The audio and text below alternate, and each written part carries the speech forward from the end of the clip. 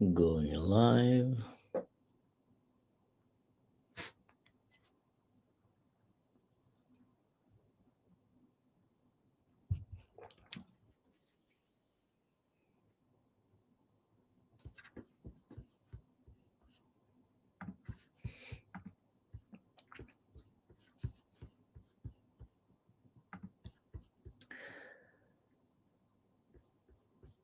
And we are live. Welcome back to the show. I'm jumping on another show today, my third, maybe fourth live video today. But this one is important and I couldn't ignore it, and I decided to come right back, compile a few videos, get some few articles, because the next video we're gonna watch, it's one of a kind. It's one of a kind. Rarely ever you get to see a video like that showing the last moments of these 6 precious hostages that an entire nation was waiting for their return. They were being held apparently as the human shield belt around Sinwar and some of his commanders and bodyguards, and they went with him all around Gaza. He was hoping to use them as a bargain, to stay alive. They said that he had a suicide vest on him at all time, and sometimes on some of them. And unfortunately, in a tragic event, they were found all executed in a tunnel on their knees, shot in the back of their heads. Some of them had bullet holes through their hands, so apparently they were trying to probably block it in a very cramped place. But that was after the manhunt that took a very long time to go and capture Sinwar.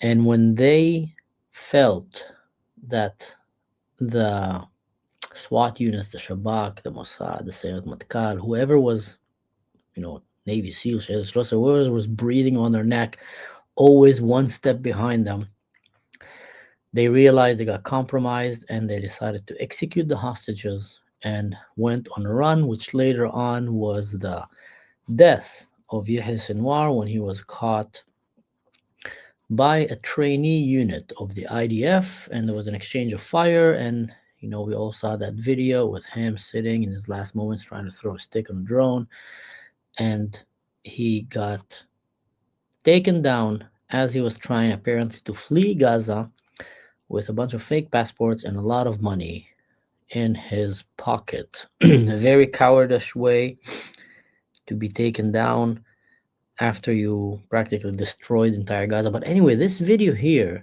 shows these hostages in their last moments, or days before, lighting a candle, a Hanukkah candle, in the darkest of moments, in the darkest of places, brings a new perspective about the whole aspect of lighting a candle, which this is literally what was the holiday about.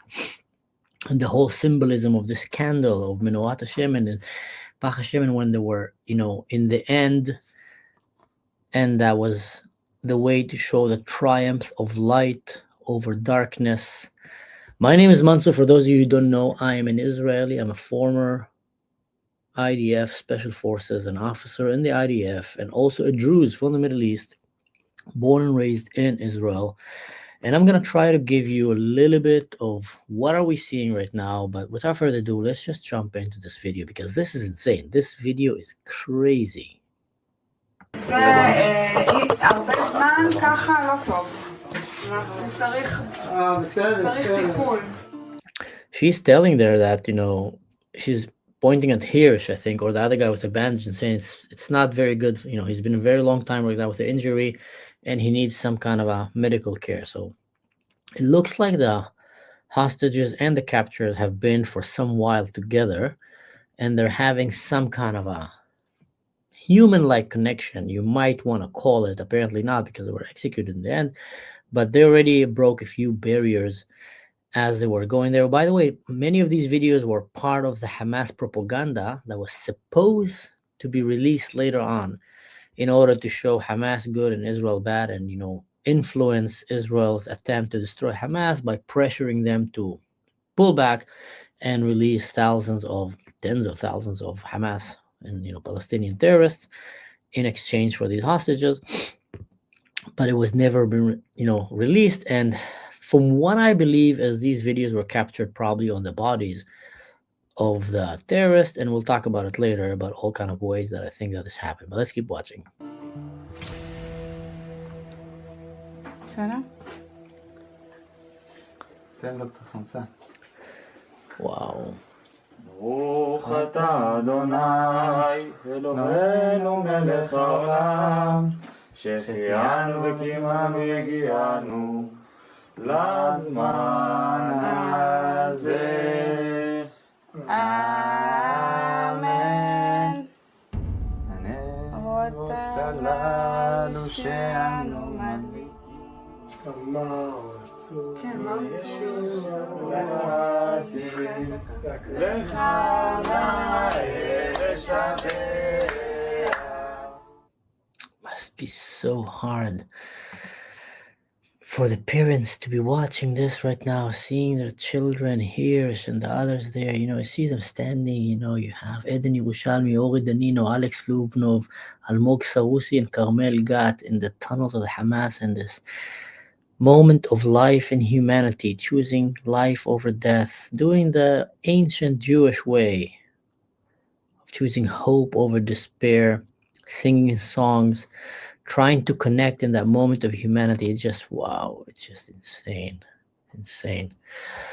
I see I have a grifter here in the background. If you don't respect, we're just gonna kick you out of the show, so it's quite easy. Behave or be kicked out of the show. So let's keep watching a little bit more, because you saw these hug that they were giving there. ברוך אתה אדוני אלוהינו מלך העולם שהחיינו וקיימנו והגיענו לזמן הזה. אמן. הנרות הללו שאנו מדליקים. Struggling with lighting it because not enough oxygen there.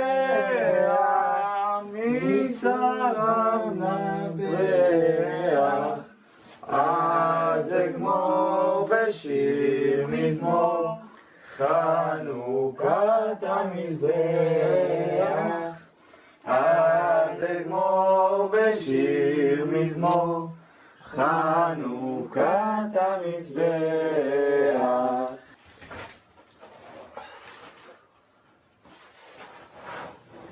יאללה, מרגש חנוכה. This guy who's crying right now as he was praying, lighting the candle, I think he was one of the more religious people there, or more connected to tradition. There's quite crazy stories about him. The guy in the gray shirt with the hat back. So I think his name was Ori Danino, and from the reports, it was found that he could have saved himself, but he went back to rescue more people, and in that attempt, he got kidnapped. The first terrorist that came to take him down, he punched him in the face, and the guy became blind, practically. And then later on, he was trying to keep that story hidden because he didn't want them to know. In captivity, he was, known among his comrades and peers in his army unit to be the toughest you can get. A very strong, very tough guy, not easily broken. You can see here in this video as well, holding. Let me just kick someone from the show here, some idiot. I'll put him in timeout. Let's put him in timeout. Let's see if he's going to behave. Fasu Khalid, yeah, put him in timeout. So he was under this captivity. You can see him crying as he's praying. And I'm pretty sure that every one of them, for those of you who don't know, Hanukkah is the holiday that is coming right now. Is the holiday that usually come alongside Christmas. It's different than Christmas, have nothing to do with Christmas.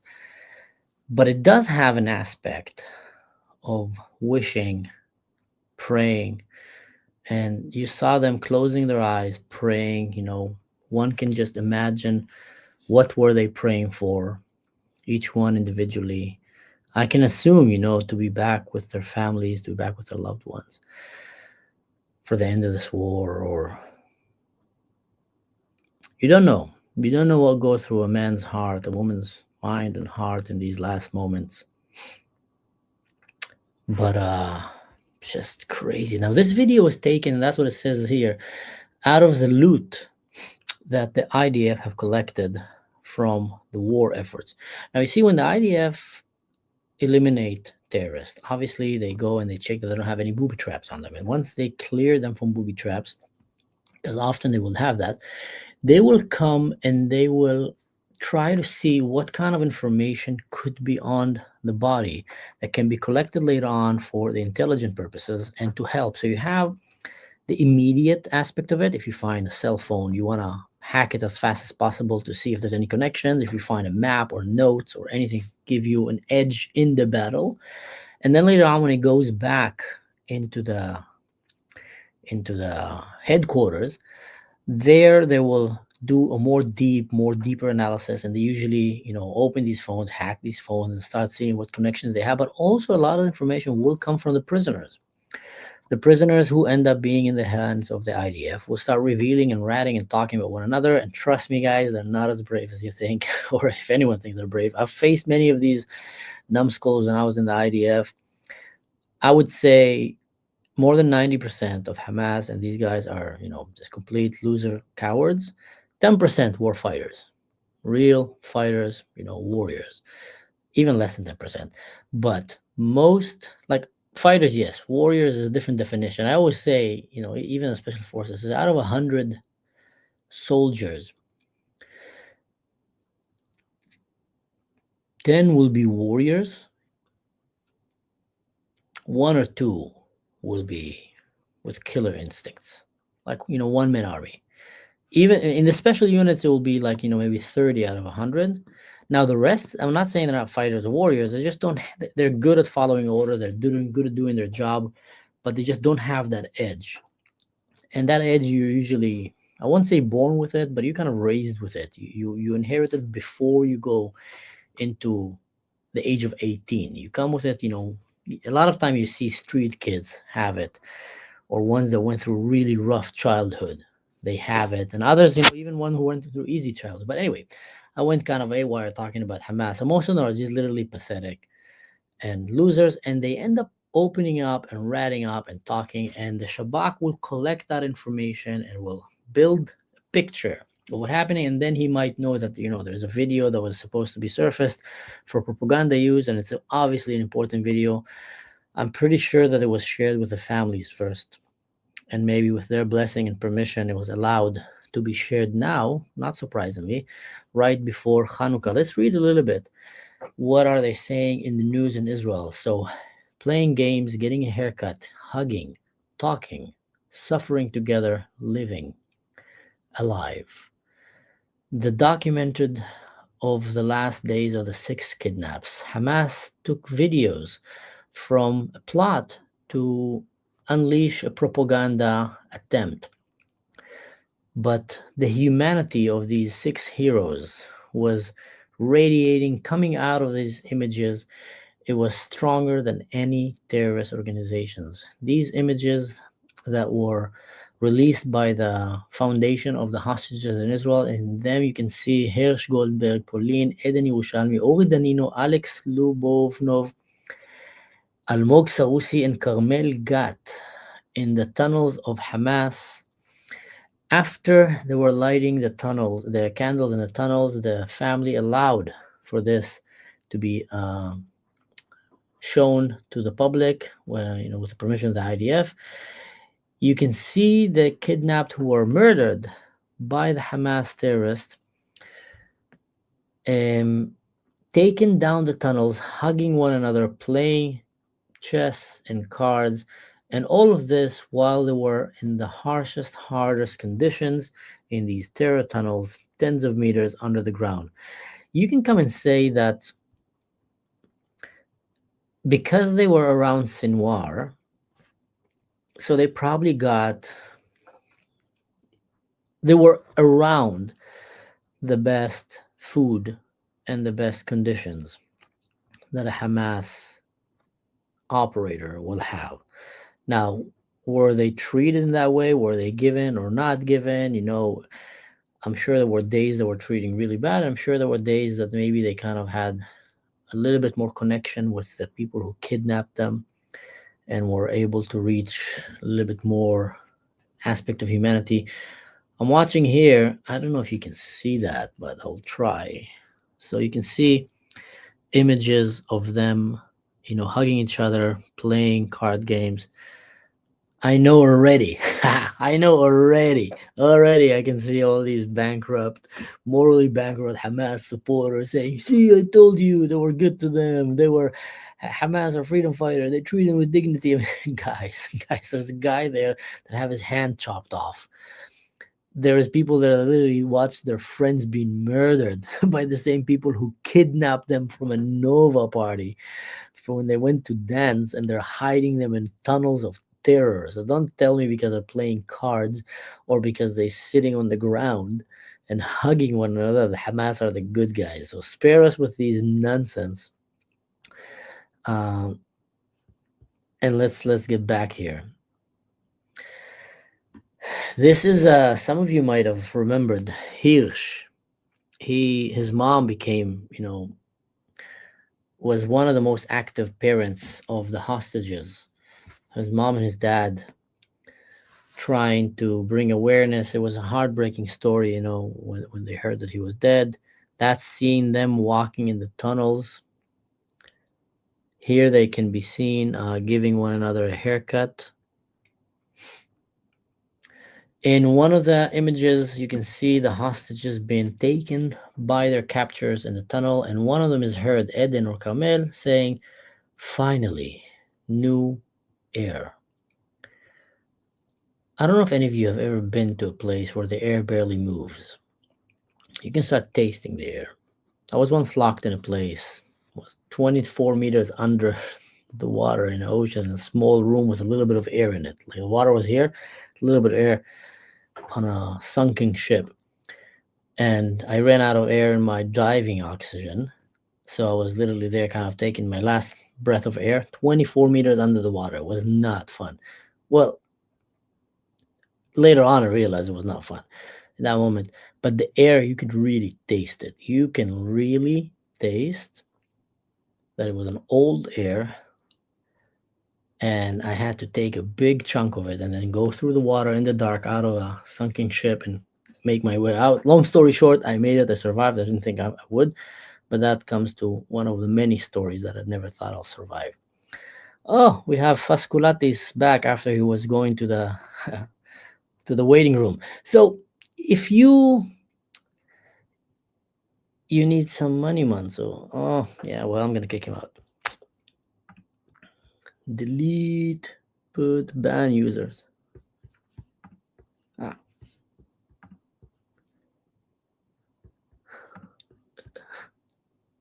all right, let's ban him. All right, yeah. If you're here and you're more than welcome to leave any comment that you want. Don't have a moderator right now, so I'm gonna just be moderating, but just speak respectfully, especially when we're talking about a video like this.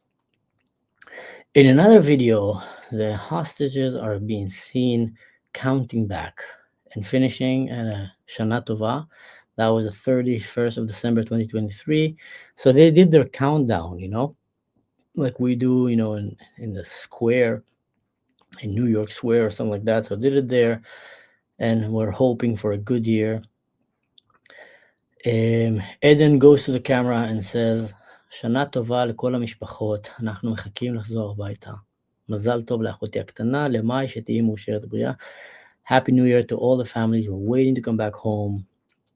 Happy birthday to my little sister Mai, and may you have a blessed, healthy year. And we miss you very much to all our families and waiting to go back home, God willing, close, even this year, as we say. Now, like I said, the only reason these videos were made, it's not because Hamas was kind to them. Obviously, if anyone think that, I don't know which La La Land he's living in. They executed them later, so put that in your head. They were not kind to them. They kidnapped them and they executed them. So that is a fact. That is not, open for argument. So it makes you understand that these videos were a pure propaganda tool. Pure propaganda tool that was aimed to put pressure on the West and on Israel to stop the aggression so Hamas can survive. Hamas only cared about Hamas. They didn't care about the Gazans, the Palestinians, didn't care about anything. They only cared about themselves. And we'll see in the end of this video also some shocking, surprising video of Hamas actually starving its own people while he could even feed them. So just to rest my case. Harish, that his hand was cut down in the 7th of October, said, "We are healthy, alive, they're taking care of us, and we're okay. We want to go back home. Happy New Year." Obviously, that's kind of scripted, uh, taking care of us. They executed him after. After that, the camera goes to Almog that says, "Shana Tova to everybody at home will come safe and well." And they're wishing their families, go back. And then the kidnappers saying, "Amen, amen." The families of the kidnapped asked to thank all the people of Israel that they are watching with them this horrific, videos of their loved ones. They said that the lighting of the candles in the darkest of darkest places, it's the essence of Judaism, of the heroic triumph of light over darkness. Hamas was making these videos out of a plot to promote its propaganda, but the humanity of these brave souls was stronger than any terror organization. As per the office of the hostages, the one in Israel that was in charge to promote the awareness about it, these movies are living testimony for the darkness and evilness. All the world have to see this. Nothing is going to bring back our loved ones, but just letting the light go out to the world and to take a little bit of receive honest responsibility in an authentic way. I'm thinking they're referring that to the government and to other authorities around, will allow some kind of a healing for the families. So these guys' videos, like I said, it's insane. You rarely ever get to see something like that. On one hand, I'm so, well, actually, no, not one hand. I am so happy that they managed to capture these videos and to show us the memory of these loved ones in their darkest hours, and how, again and again, just like the Jews in the Holocaust, they choose life over death, light over darkness, and may they rest in peace. Now, in the next video, I want to talk to you about something a little bit different, but it's still connected to what is happening in Gaza, what was happening. So, Palestinian activists reveal, this was revealed by Palestinian activists, that Hamas hid tons of baby formula to accuse Israel of starvation. Tell me, every time that I think Hamas can get more evil than what they are, they just prove me wrong. They said, "Hold my goat milk, Habibi Aziz, let me prove how wrong they are." And they go and do something more crazy. So, as you can see in this video, and I'm just gonna translate simultaneously if he says something interesting, it's in Arabic. But look what he's showing. These thieves, Hamas, our children are dying from starvation and hunger and thirst. May God spill their blood. He's cursing about Hamas. And they hid this from us when our children were dying and starving. Hamas had all of this. They found this. Now that Hamas is getting weaker and weaker, people are finding all this stuff. So they had all of this. They could have gave it, but they didn't. You know why? Because they wanted you to see images of starving children. That's how evil they are. That's how evil they wanted to starve their own children. They're willing to starve their own children in order to fight the Jews. That's how much hate have consumed them. And that just shows you, by the way, the wickedness of this organization, this religion.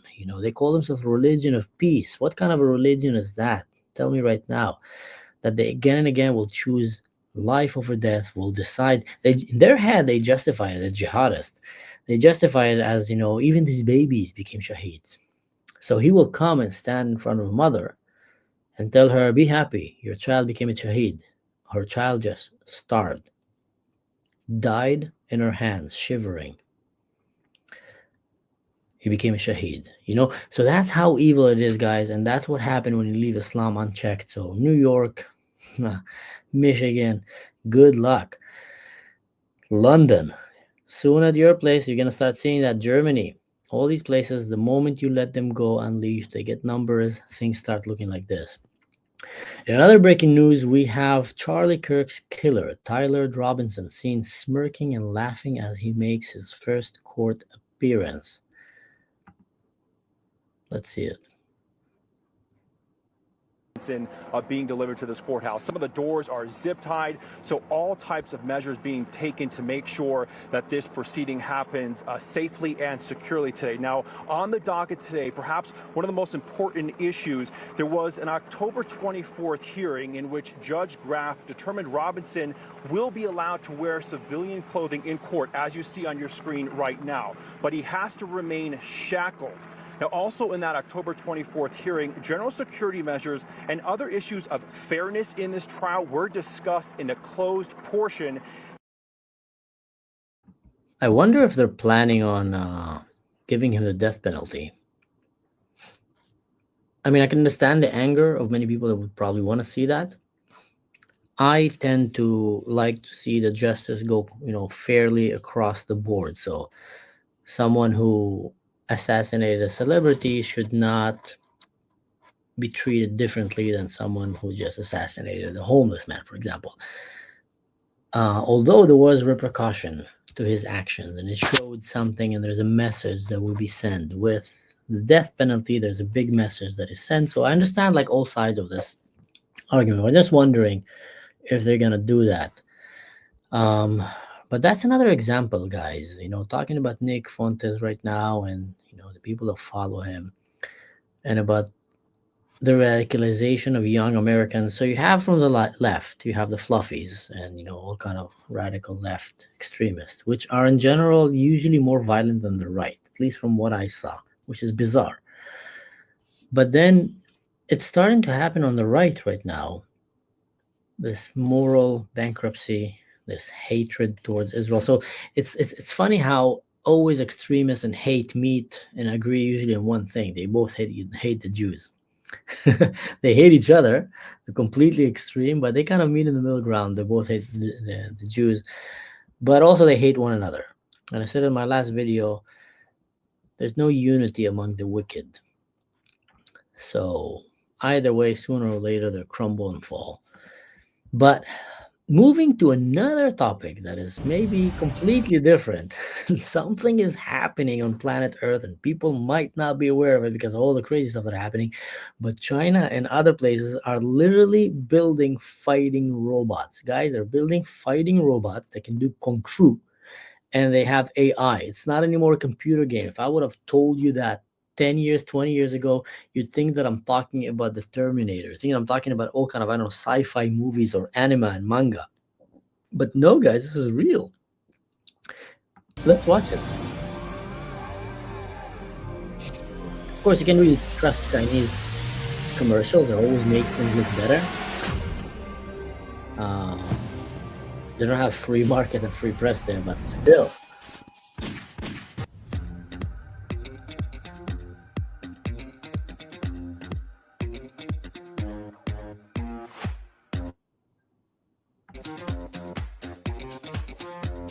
Look at that. Look at the moves. Look at the moves, and like these are good agility. Like I remember, Sally kind of dancing. This is like human-like already level of movements. Now, by the way, they don't really need to move like that, robots. Yeah, that's just to amuse humans. It's not the most efficient way to move. It's probably like this when they're like on four, like a spider or something like that. Click, click, click, click, click, running. But cute as it may be, the problem is with these scientists that they've never watched a Terminator. Like, what's going to happen when things are going to get out of control? This is a guy in Japan that built a mech warrior. And literally, I think a guy that did it by himself and then was walking it, driving it, semi walking it in the streets. Here you can watch it.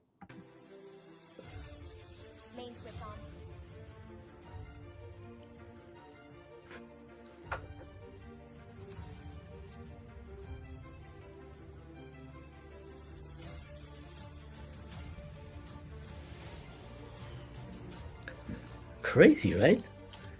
It's like literally like computer games, like Mech Warrior. But this video has been around for a while, so some of you might have seen it. I think it's like maybe more than half a year ago.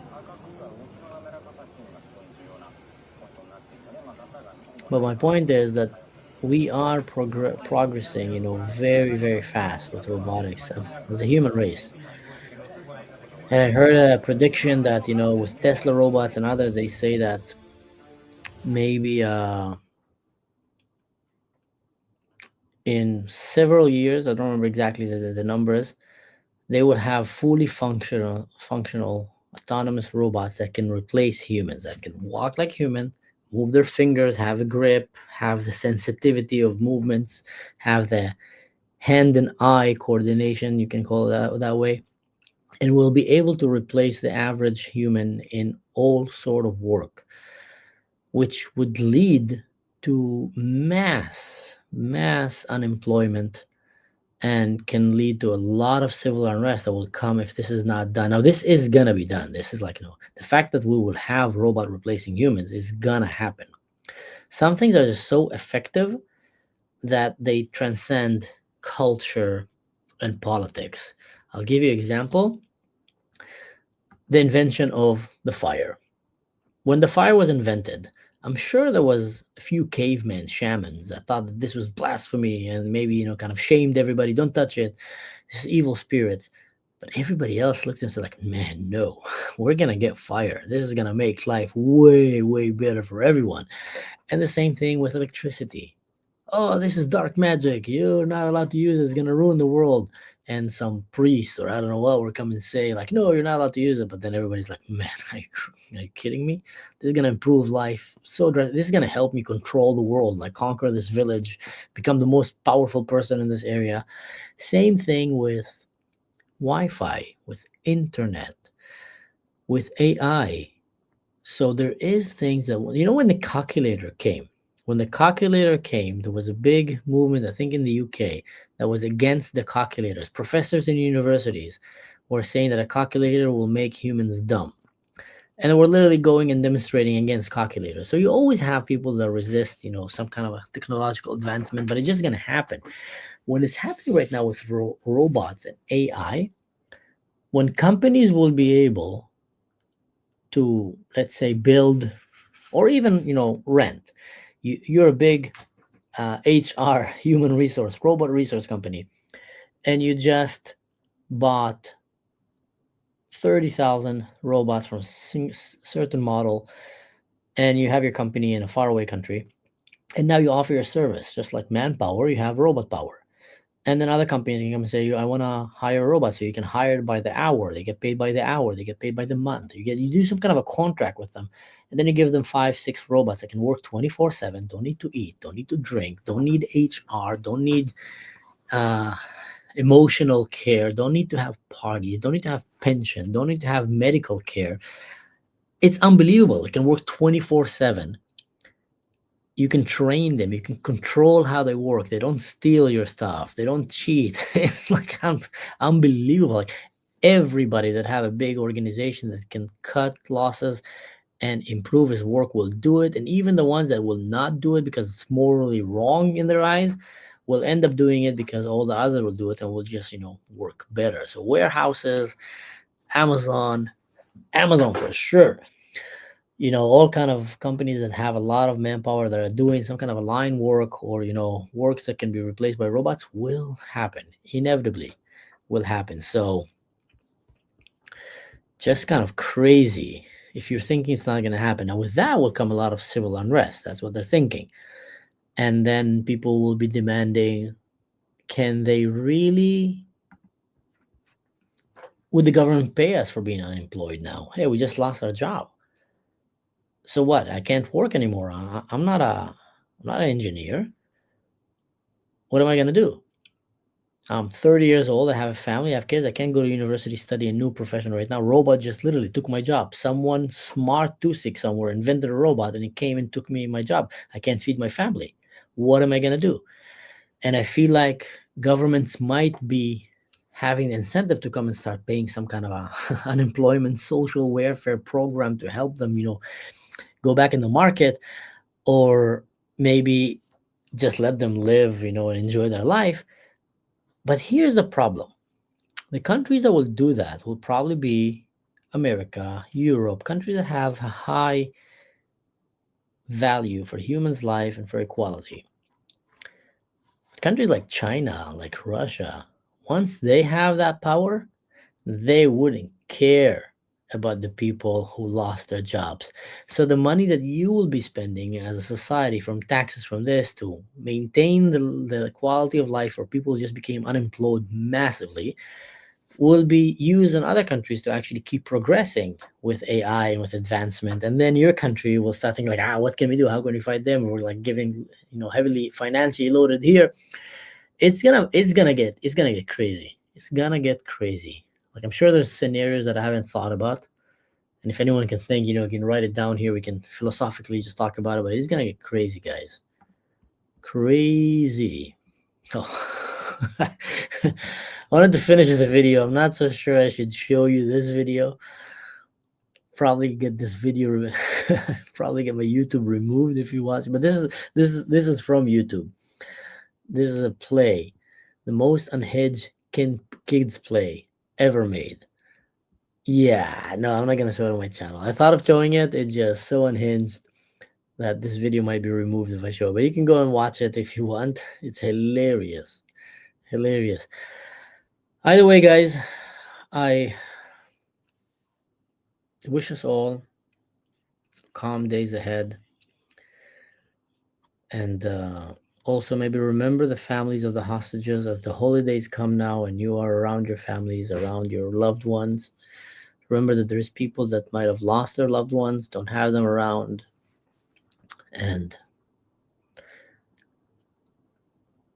in my previous job, we used to always train, law enforcement, and part of the training was to remind them that the highest number of depression and suicides happen during the holiday season, especially Christmas and New Year's. And one of the reasons for that, you'd think like, okay, that's a happy time. But when happiness comes, the people who are lacking something in their life, maybe their sadness gets deeper. And also suddenly you have a little bit more time. You've been working all year, busy, busy, busy, and then you come and you have a little bit more time, a little more vacation, and you're sitting around, you start pondering and thinking about your life. And sometimes that can bring people to dark places, hard places. So having an awareness around you, mental health, self-harm awareness. If you see anyone that looks like he's acting differently, he's dressing differently, he's not doing the same thing that used to be routine in his life, suddenly doing extreme change of clothing, of a haircut, something that you just know that is abnormal, something that is not usually typical for that person. Someone who's very social, who's suddenly not so social, not taking care of his hygiene, or just being kept for himself. The best thing to do is talk to them. Reach out, talk to them, find these loved ones, because many times that little human connection can be the difference between someone harming himself or choosing to wait another day, go to sleep, wake up, and maybe change his mind.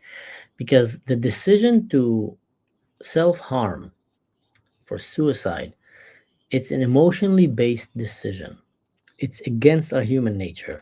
When it comes to psychology, we are programmed, we are born to live, to want to keep living, to keep breathing, to want to stay alive, to always aspire to a sense of comfort, physical comfort, mental comfort, not to be in pain.